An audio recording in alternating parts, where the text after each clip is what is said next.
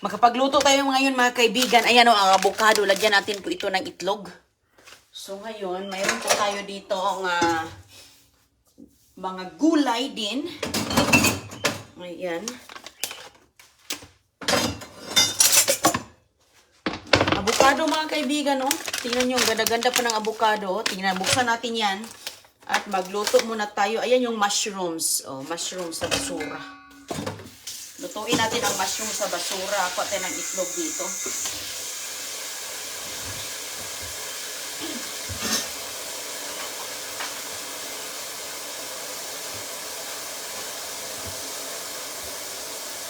Pwede din natin lagyan ng kamatis. Kamatis.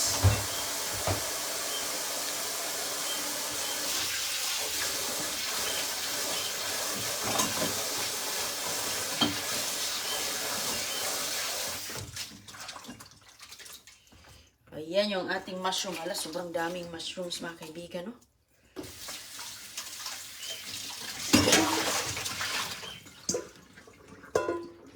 Ayan. So, gawin muna natin yung stove natin. O, ayan. Ang ganda ng mushrooms. Wow. Alam nyo yung mushrooms, pwede mo siyang maluto. Gawin lang salad lang. Ensaladang mushroom. Pero ngayon, ang ating putahe, avocado, lagyan natin ito ng avocado. Wala, parang sobrang dami na siya. Okay, ito. Ayun, tinan mo, kay ganda, oh. Oh, ang ganda ng mushroom natin. At yung avocado, bubuksan natin yan. Unahin muna natin. Ayan, pinagmamalaki ni Inday Roning ang olive oil galing sa basura. Grabe ka, ganda. Ayan. Olive oil. Organic pa. Organic pa siya mga kaibigan na olive oil. Oh.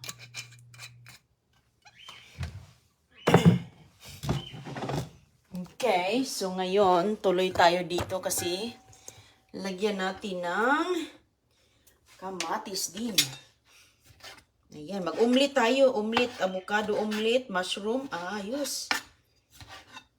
Yan yung ating Dating ko lang sa bulilit sa eskwelahan. So, ito yung ating pagkain ngayon. Ang dami mga kaibigan. Basurahan lang to. Oh. Sus, grabe no. Ang lusog-lusog ng mga bigay ng basurahan dito.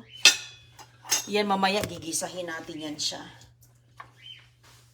Ayan. Lagay na natin to dito. Tingnan natin kung pati kawali, paborito ko talagang kawali na to. Yung ibang kawali ko hindi ko na ginagamit. Dahil dito nas Inday Roning sa kawali na galing basura. Tingnan mo. Maganda kasi ito na kawali kasi nga pang lang, hindi siya pang malakihan.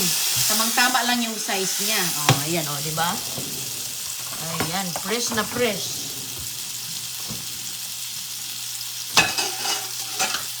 Fresh na fresh sa basura. Diba? Lutuin lang natin. Wow! Sarap ng resulta nito ngayon mga kaibigan. Okay. Takpan natin. Okay. At dito na tayo sa avocado. Kainaan lang natin ng konti yan. Tapos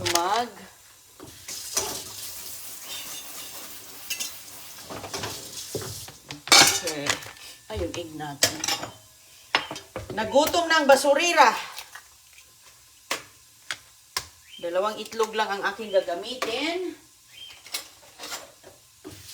Ayan. Tapos yung avocado, bubuksan ko na.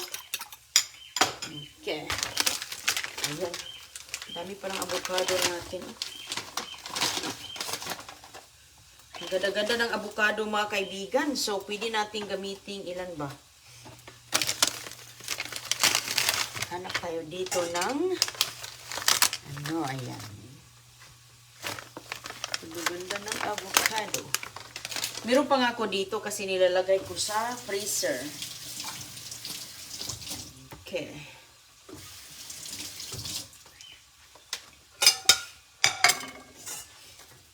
bubuksan na natin ang avocado sa basura. Ayan.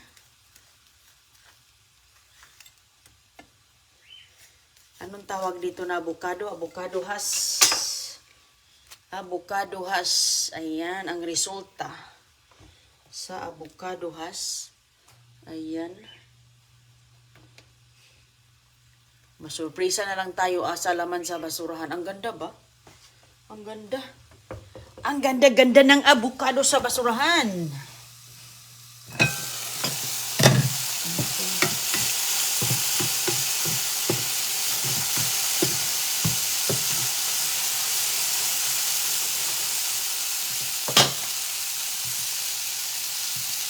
Pagkatapos niyan, almost done na yan, ilagay natin ang ating avocado.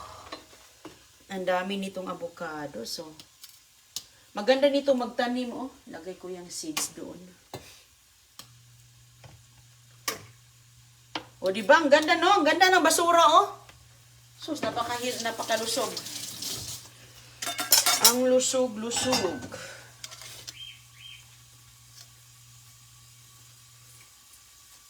Pag-cubes natin. Ayan. Avocado. Lagay sa garden yung balat.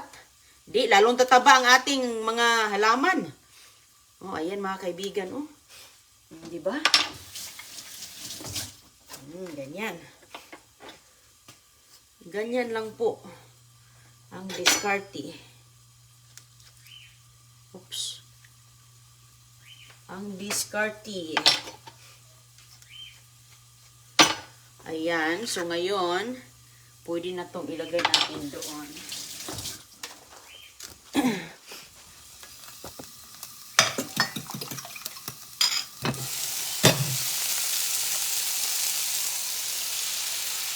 Oh.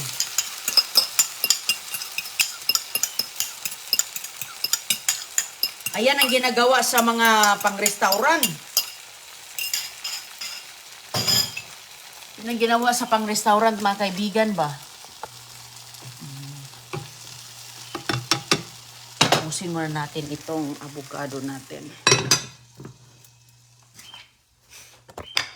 Kumusta po sa inyong lahat? Magluto tayo. Oh, napakaganda. Maganda to pang smoothie. Hindi man natin ito maubos na ilagay doon, mga kaibigan. Ano lang.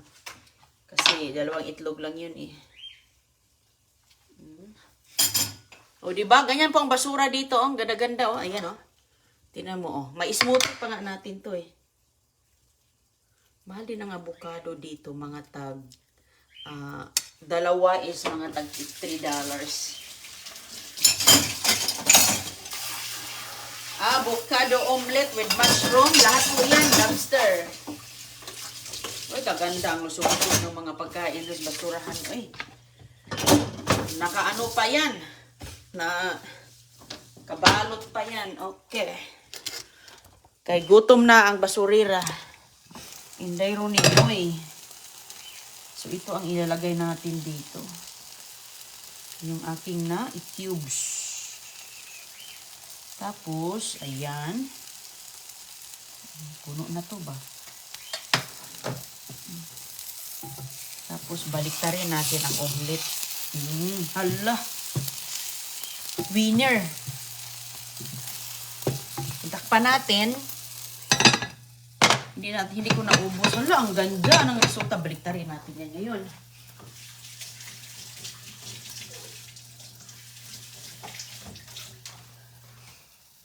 Pahinaan natin para hindi masunog.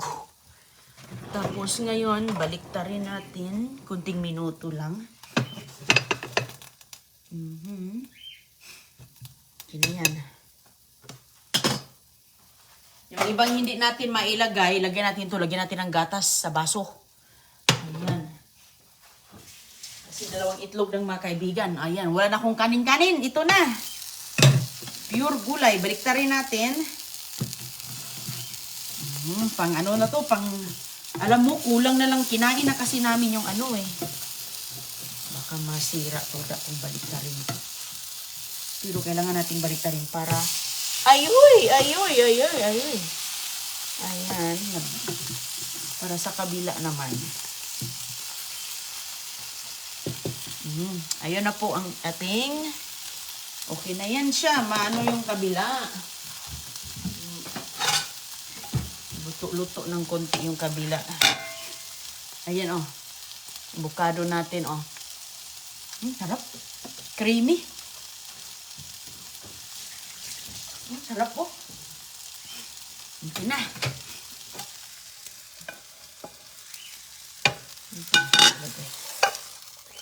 Okay. Pang chef. Pang chef. Basurirang chef ba? Hindi naman tayo nag-aaral ng chef cook talaga sa gourmet. Ayan mga kaibigan, luto na. Lagyan natin sa baso. Lagyan ng gatas. Sure. Ang ating avocado omelette. Charot. Ang sarap. Walang asin-asin. Walang asin-asin mga kaibigan. Nakalimutan ko. Pero walang problema. Kaya hindi pa huli ang lahat. Maganda nga. Wala masyado. Hindi tayo mag-asin lagi ba? Paulanan lang natin kunting asin dyan. Alalasa na yan. Nakalimutan natin. Pero walang problema. Kaya alam mo, hindi din maganda palagi sodium. Di ba? Ayan na po ang ating avocado galing sa basura, mga, ang tawag dito, yung mushroom, yung kamatis, o diba, ang ganda. Sus ko, kasarap pala no? Ang sarap pala siya. So ngayon ay mag-ano na tayo, kain na tayo ngayon. Ilagay muna natin sa baso ang ating, ito gatas to, pang magas. Lagyan natin ng gatas. Gatas or ano bang ilagay natin dito? Pwede ding asukal. Asukal ang ating ilagay. Yung ibang medyo na ano na yan. Gatas, asukal. Muna natin ang asukal dito. Galing din ito sa dumpster eh. Kasarap, oy! Nices! Ayan, oh. Asukal ba? Tapos magkain na tayo mga kaibigan. Lagyan na natin ng konting asukal to para manamis-tamis ang ating paghimagas, oh. Ayan, matagal na itong asukal na to. Nilalagay ko lang dito sa dry place kaya para hindi siya magtubig. Ganyan lang yan, nakasealed sa ziplock. Di, ayos na no. Ayos na, di, oh. Naka-healthy ko ako gatas. Ang bibilhin nating gatas sa gatas lang taga ni CJ sa tindahan.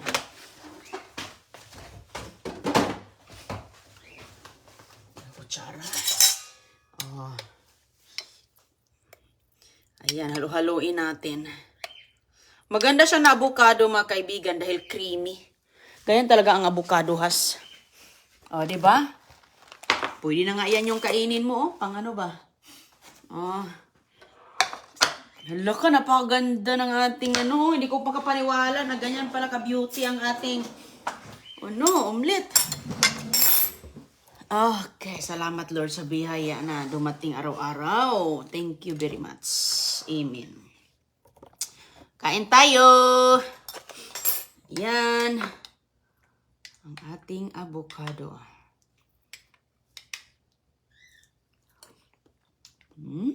Harap. Hindi ko talaga magkamali basta avocado, no? Ayan na. Ang ating avocado omelet, oh. Mga kaibigan, dito, niluluto, ginagawa ng lumpia nila yung avocado, yung Cheesecake Factory, oh. Masarap yung kanilang avocado lumpia.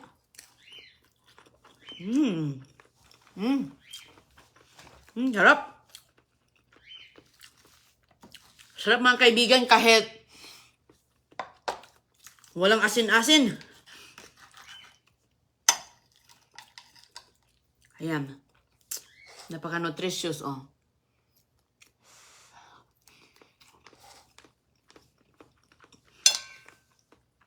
Ginagaya ko lang yung nasa restaurant na omelet nila. Ginaganito dahil yung avocado Ginagawa kong smoothie. Hindi man ako nag-ice day. Pinoprosin ko lang. Ginagawang ice cream ba. Sold na. Meron pang manamis-tamis dito. Pinatamis. Kunti lang asukal na ko. Hindi maganda. Marami. Harap ng bukado.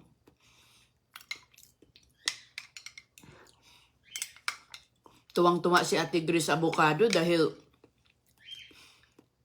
ito yung kinakain nila every morning.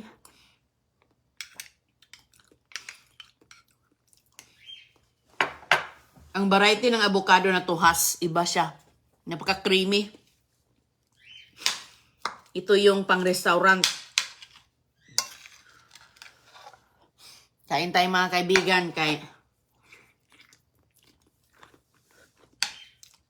nagbutom na ang nanay. Masarap naman po. Kasi ko lang sa estudyante ko. Iba yung oras natin. Pinauna ko muna sila eh.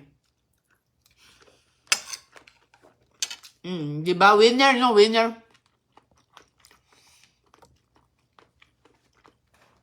Suportahan natin ating mga kababayan. Hello, Ricky Madilar. Kaabyam Jesse Hamad. Ayan, maraming salamat. Shout out po sa inyo. Hello, Ma'am Virginia Ayes. Watching sa Bicol si Gan Edroa. Hello. Oo. Masarap siya. Niluto nilang lumpia yung avocado.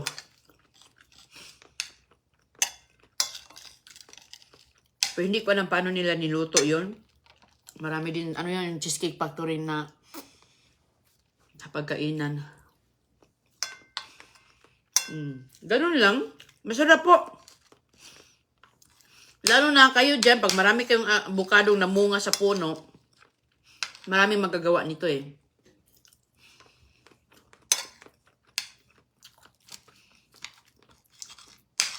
Masarap pala siya. Kasama sa mushroom. Siya sa Iloilo, Giselle Besonia.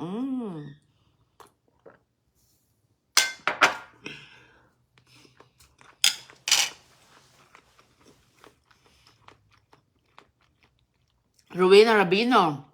Nueva Ecija, Marcela Regacho. Daisy, Britannia. Oo. Ay ako dito, yung mga nakukuha ko dito, yun lang po yung niluluto ko. Maayos pa mga kaibigan kasi alam niyo yung mga basura dito, nakasiparit yan. Nakasiparit yan, nakabox pa nga eh. At saka hindi madumi. Hindi madumi ang basura dito. Nakasiparit po yung personal basura at yung mga tinatapon lang mga pagkain. Mayroon nga naghahanap doon mga kaibigan yung Amerikano. Ang hinahanap nila mga protein. Yung kasama ko din yung nanguha ako nung nakaraan. Ang hinahanap niya mga itlog din. Mga itlog din hinahanap niya. Ako din, naghanap din ako ng itlog. Kasi ang itlog dito, sus, di ba? Lalo na pag 4 na pamilya. Sus, 6 na itlog na yon.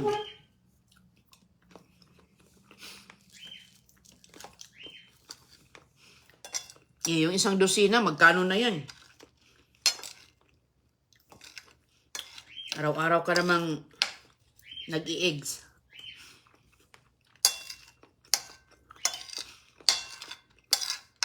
Hindi ka magsisi sa laman ng basurahan. Kasi tingnan mo, kunting lang. Kunting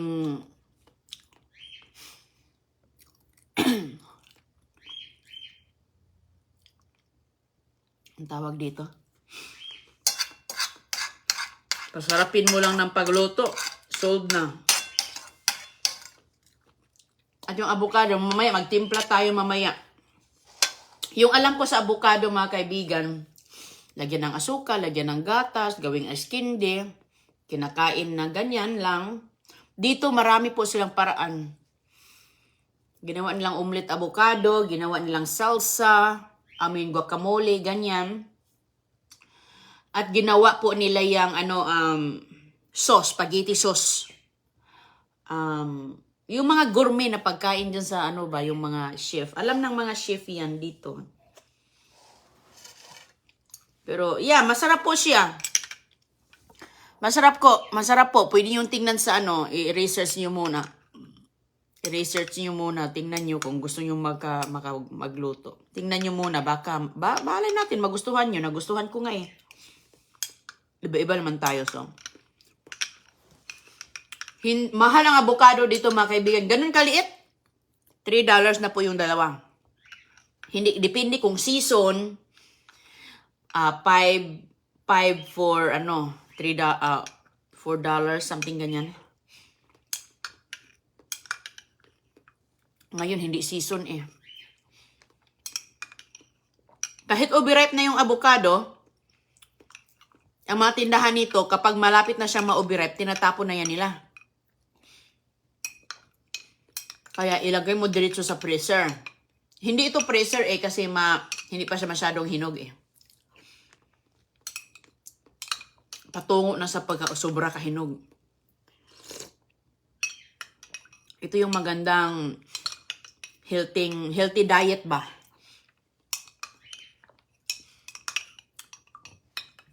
Pero kung wala kayong gatas, pwede na mga asukal or kahit wala nga eh.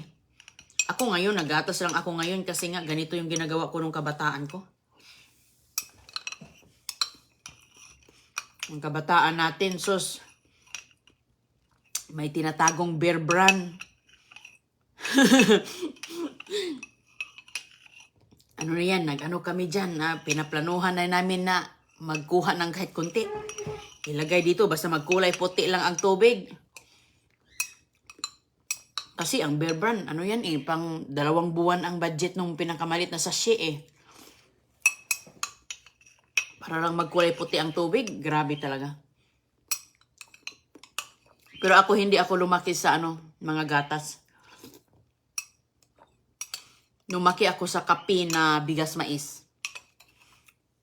At saka kakao. Yung paligid namin, mga kaibigan, sa bahay kubo namin, napaligiran ng kakao. So, nung kabataan namin, busog lagi. Dahil kahit yung kakao hindi pa hinog, kinakain na namin. Masarap din yung kakao na hindi pa hinog. Yung puti niya, medyo crispy. Kami na mismo ang gumawa ng tsokolate.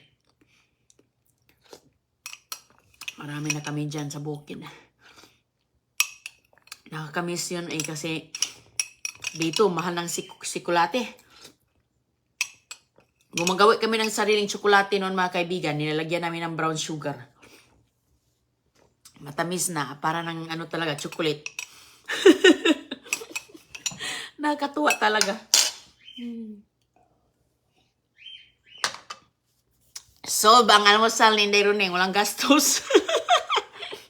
Pira buyag, salamat.